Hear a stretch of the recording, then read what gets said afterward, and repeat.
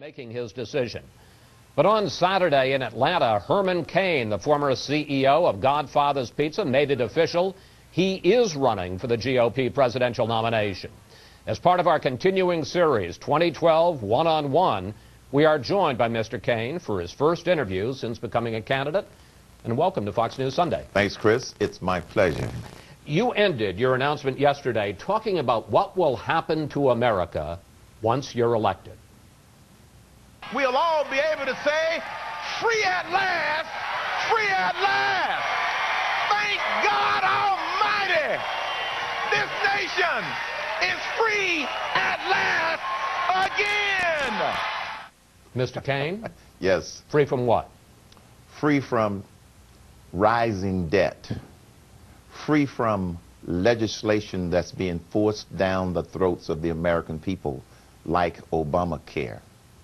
Free from an arrogant disregard of the American people as it relates to things that the people want.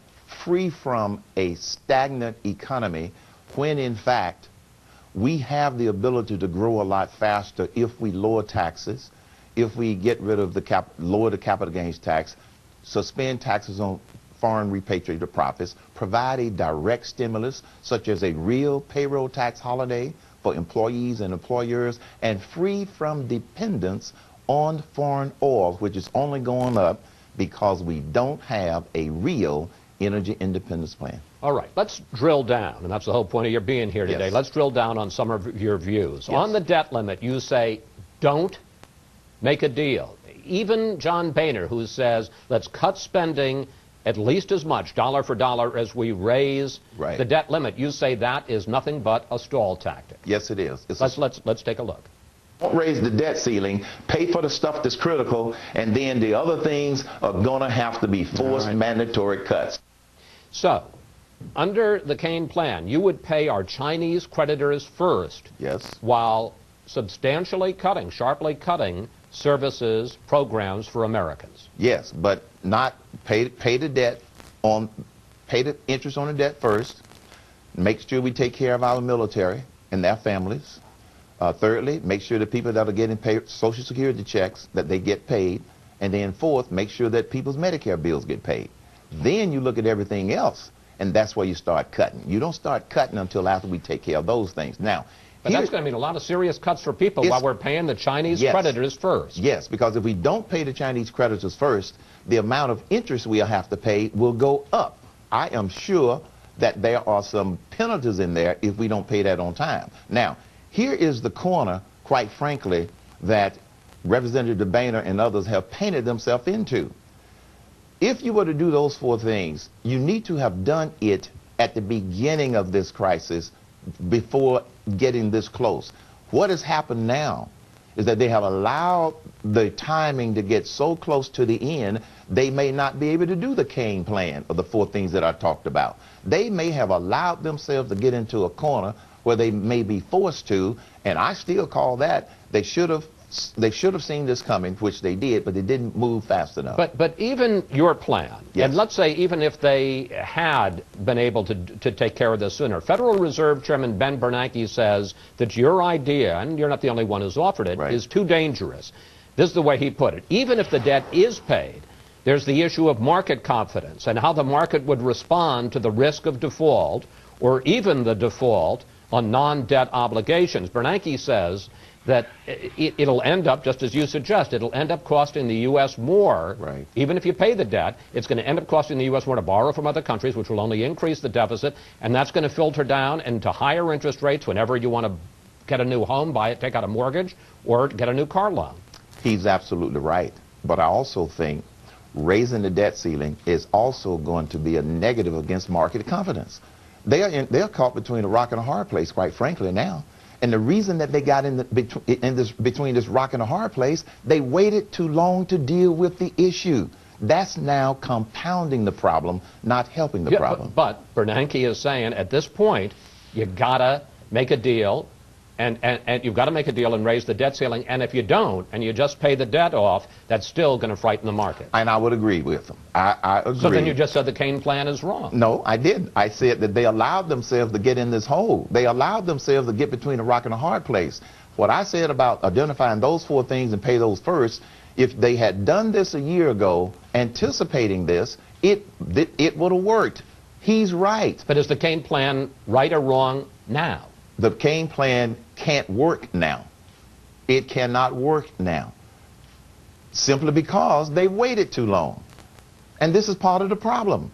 They wait until a problem is at a disaster point and then go to the American people and say, we have no choice. That's not leadership. That's not good decision making. All right, let me ask you about another of your ideas. And actually, we talked about this during the South Carolina debate. Yes. You say, abolish the IRS, abolish the income tax, Yes. and replace it with a fair tax, a Yes. national sales tax Yes. of 23%. Now, first of all, Yes. according to the way this plan is laid out, people would have to pay a national sales tax on almost every new good or services. You buy a new home, Right. you pay a mortgage payment, you pay rent, you got to pay a 23% national sales tax. You buy food, you get medical care, you got to pay a 23% national sales tax. Right. You okay with that? Of course, because, also say this, Chris, every time you describe it, it replaces all federal income taxes. It replaces the payroll tax. In other words, that 23% will collect the same amount of tax revenue from federal income taxes, corporately and personally.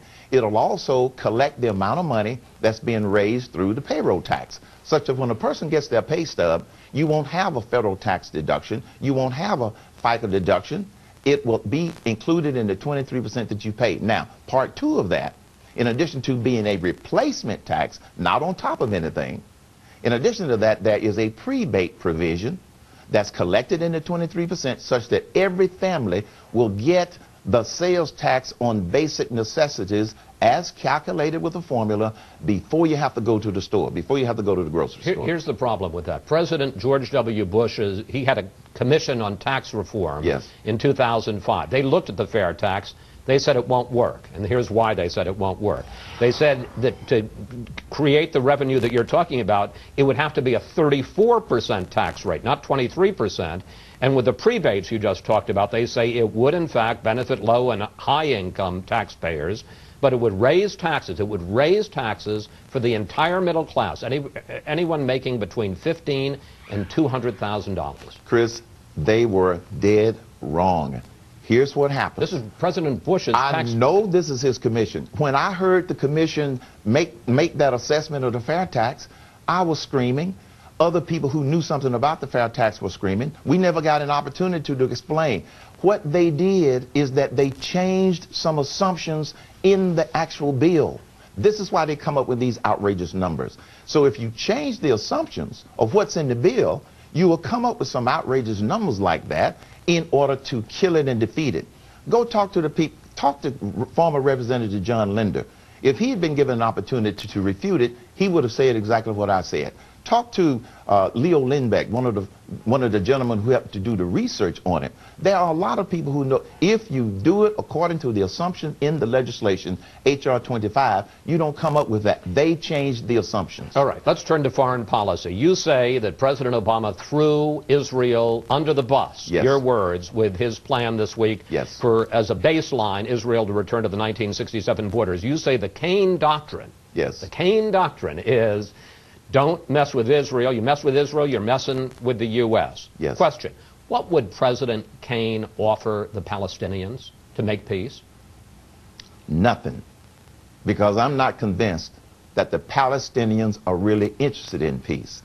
If the Palestinians come to the table with Israel with a genuine offer that the two of them can sit down and negotiate, the United States would, in fact, try to facilitate that discussion.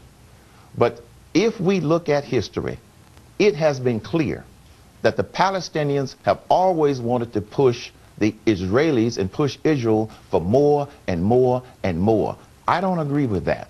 And I respect Prime Minister Benjamin Netanyahu for taking a stand and saying they cannot give that up. Secondly, it's Israel's decision, not President Obama's decision as to where those borderlands ought to be. Where do you stand on the right of return?